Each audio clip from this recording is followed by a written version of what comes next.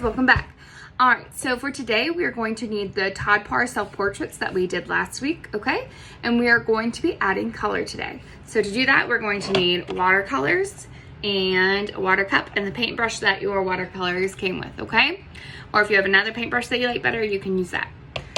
I'll show you mine right here that's all finished. Ta-da! All right, so if you remember when we looked at Todd Parr's illustrations last week, he used a lot of bright colors, right? He would keep the face one color, the hair its own color, and the background its own color as well. So we're only gonna be using 3 colors, but they can be any color of your choice, okay? I went with the primary colors, and I'll talk a little bit about that in the video, okay? All right, let's go.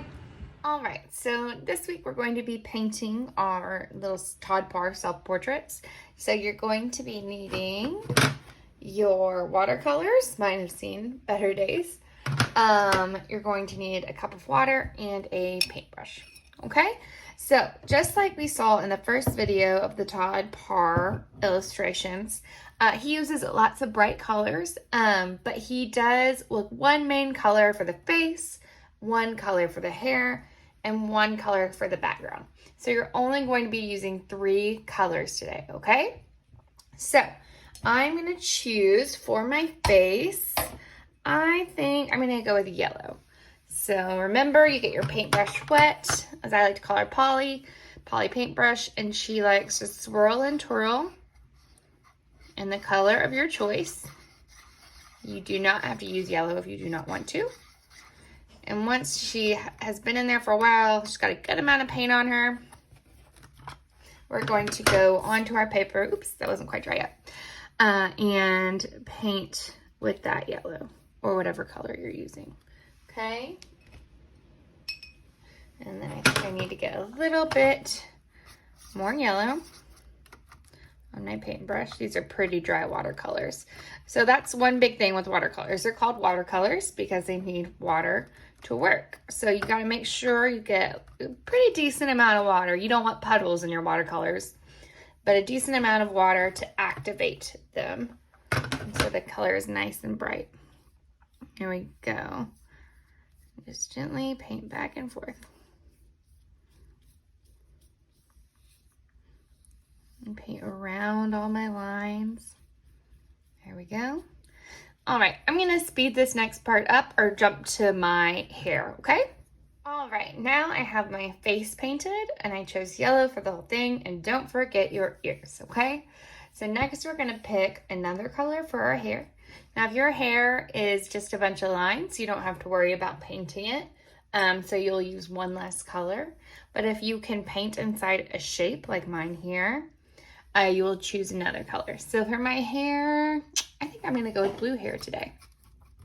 So remember, you need to get your paintbrush nice and wet, dip her in the water, and your watercolors, and swirl and twirl. There we go. All right, now you can see that paint is starting to get picked up on my paintbrush, okay? So it's time to paint. And I'm just gonna carefully paint the hair next. Remember, I'm just using one color for each part of my painting. And try to get those peekaboos. I like to call all the little white spots on my paper peekaboos. So it's nice and bright and colorful. There we go. All right, now I'm going to continue to paint this, and I'll show you what that looks like in just a second. All right, so my blue is all done. I got my hair completed. So next I'm going to paint the background. The background is every part around your drawing. So I'm going to paint all this area that's still white, okay? And my next color, since I've already used yellow and blue, I think I might go with the 3rd primary color, which is red. Now our primary colors, if you remember, are red, yellow, and blue, and those are the colors we use and mix those together to make our secondary colors, okay? All right, so, and our secondary colors, if you remember, are purple, orange, and green. All right, so let me grab my red. I just got dipped my paintbrush in the water. Again, I'm gonna swirl poly or your paintbrush in the color.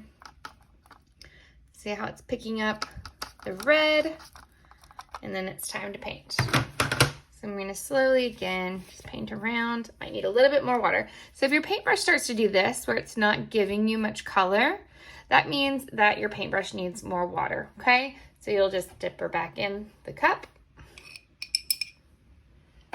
Swirl a few more times in the color you're using. And it should fix that. All right. Excellent. So I am going to continue to paint this, and I will show you what it looks like in just a minute. All right, so I'm all done. I went ahead and I painted all my background, got all the white spots that were left, no peekaboos, and I went ahead and painted the inside of my mouth as well, since that was an open shape, okay? I can't wait to see y'all's, and I hope you guys had fun. Bye.